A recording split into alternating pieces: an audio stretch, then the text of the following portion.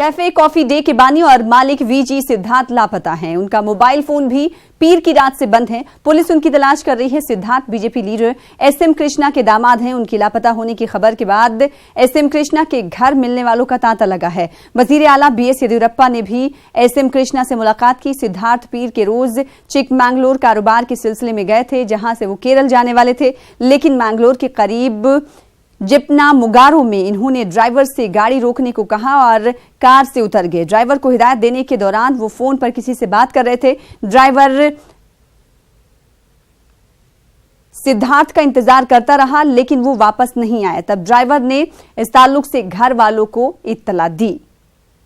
तो cafe coffee day के बानी लापता हैं। इसी हवाले से मजीद बातचीत करेंगे। रुख करेंगे बेंगलुरु का।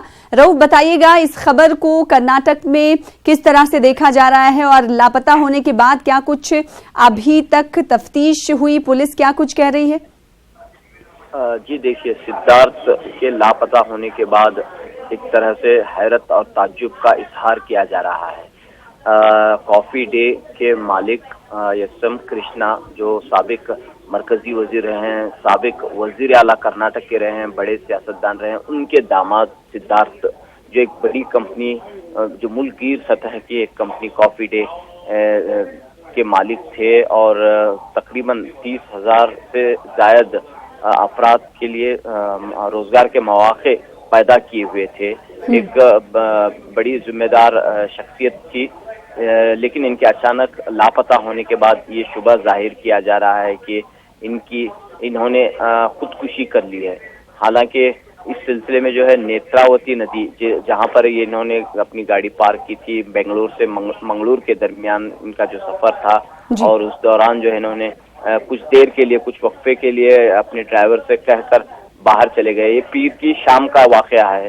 पीर की शाम यानी कि कल शाम में जो है जो ही गए, लेकिन ड्राइवर का कहना है कि वो वापस नहीं आए।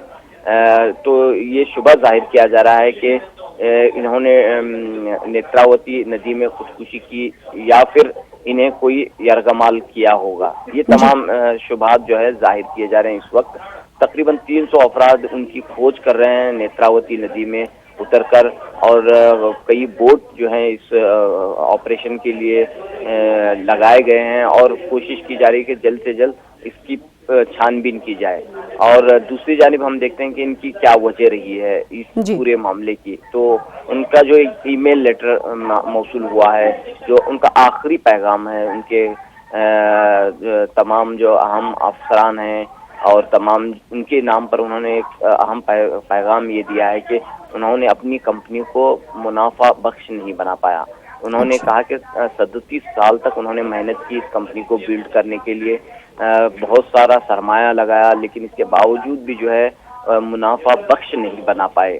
तो दूसरी जानिब हम ये तमाम बातें उन्होंने कही हैं। उन्होंने एक आईटी अफसर पर भी कहा कि उनके से भी जो है हिरासानी हुई है। तो इस पूरे मामले में कहीं ना कहीं आईटी महकमे पर भी सवालात उठ रहे हैं। क्या आईटी महकमे की हिरासानी को ताब ना लाकर सिद्धार्थ ने ये इंतहाई कदम उठाया है? ये सवाल उठ रहा है। दूसरा सवाल ये उठ रहा है कि क्या कर्ज का जो बोझ था उसकी ताब न लाकर उन्होंने ये इंतहाई कदम उठाया है? दूसरा सवाल ये उठ रहा है। तीसरा सवाल ये उठ रहा है कि क्या जो हालात बने हुए हैं, इकोनॉमिक सिचुएशन है, जिस अंदाज में जो है जो परेशानी का सामना करना पड़ा है मईशत को, क्या ये वजह हो सकती है? ये तमाम जो है वजूहात पर जो है गौर व खौस किया जा रहा है। बहरहाल एक बड़ा नुकसान यहाँ पर समझा जा रहा है, खास तौर पर सनतकारी के लिए, इंडस्ट्री के लिए, और एक बड़ी जाहिर सी बात है उनके लापता होने के बाद कई सवाल उठ रहे हैं और छानबीन जारी है। ऐसे में कई गोताखोरों को कहा जा रहा है कि 300 गोताखोर हैं जिन्हें नदी में उतारा गया है। उनकी छानबीन के लिए, तफ्तीश के लिए बेहद शुक्रिया हमारे साथ रऊफ जुड़ने के लिए और इस हवाले से मजीद तफसीलात फराहम करने के लिए।